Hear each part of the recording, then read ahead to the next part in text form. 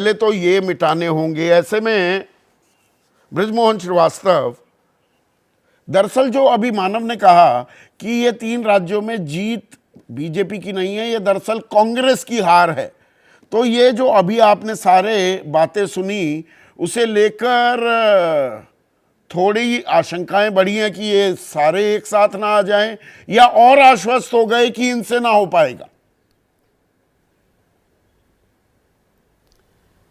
संदीप जी, सबसे पहले तो आज आपके चैनल के माध्यम से मैं महाराष्ट्र, मध्य प्रदेश, राजस्थान और छत्तीसगढ़ के मतदाताओं को एनडीए की तरफ से बधाई देना चाहता हूं कि उन्होंने एनडीए पे और आदरणीय नरेंद्र मोदी के नेतृत्व पर उन्होंने विश्वास व्यक्त किया है। और साथ ही साथ मैं एनडीए की तरफ से, राष्ट्रवादी कांग्रेस पार्टी की तरफ से आदरणीय मोदी जी और अमित शाह साहब को भी बधाई देना चाहता हूं, जिन्होंने वहां के मतदाताओं के बीच में ये विश्वास पैदा किया कि वो जो बात कहते हैं उस बात पर मतदाता उनको अगर वोट देगा तो वो बातें पूरी होंगी। अभी मैं सारी बातें सुन रहा था, मुझे ऐसा लगता है कि INDIA के लिए तो अब शायद बात करना ठीक नहीं होगा। जब INDIA की बेंगलोर में बैठक होती है 17 जुलाई को, वहाँ वो ये कहते हैं कि हम आने वाले दिनों में दिल्ली में अपना एक सेक्रेटेरिएट बनाएंगे। आज तक ना तो उनका कोई सेक्रेटेरिएट बना है, ना उनका कोई ऑफिस बना है, ना उनके बीच में कोई समन्वय है। यही तो कारण है कि आदरणीय ममता दीदी को ये कहना पड़ा कि मेरे पास कोई जानकारी नहीं थी। यही कारण है कि आदरणीय नीतीश कुमार जी को भी इस मामले में अपने विचार व्यक्त करना पड़े।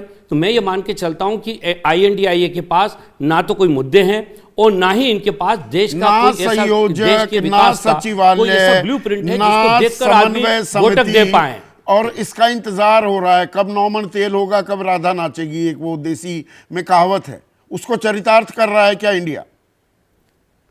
और बिल्कुल। और संदीप जी, मैं दूसरी तरफ बताऊं कि अभी जो ये इलेक्शन हुए, एनडीए के जितने भी घटक दल थे, सारे लोगों को पहले कहा गया कि भाई इसमें बैठकर आप लोग अपने अपने क्षेत्र में आपको जो भी उम्मीदवार हैं एनडीए के, जो बीजेपी, क्योंकि major party Bharatiya Janata party थी यहाँ, वहाँ सारे लोगों से मदद ली गई। सारे माना कि हम लोगों की वहाँ पे उतनी भूमिका ना हो, उसके उपरांत भी सारा कोऑर्डिनेशन बनाया था। तो ये वर्किंग का फ़र्क है। और मैं ये सोचता हूँ कि ये जो फ़र्क है, इस फ़र्क ने भारत के मतदाताओं के बीच में फिर से एक विश्वास पैदा किया है। मैं फिर आपसे बता दूं, 2024 का ये संदेश, आपने कहा ना कि ये जो चुनाव हुआ है क्या इसको अपन 2024 के लिए एक इंडिकेशन माने। मैं निश्चित रूप से कहता हूं कि 2024 एनडीए का है, आदरणीय नरेंद्र मोदी जी का है, क्योंकि देश को एक ऐसे सशक्त नेतृत्व की जरूरत है जो आने वाले 25 साल तक इस देश के लिए काम करने की क्षमता रखता हो। आप देखिए कि जितनी मेहनत आदरणीय नरेंद्र मोदी जी और अमित शाह साहब ने की इस चुनाव के लिए, इन सारे नेताओं की अगर हम प्रोग्राम को निकाल के देखें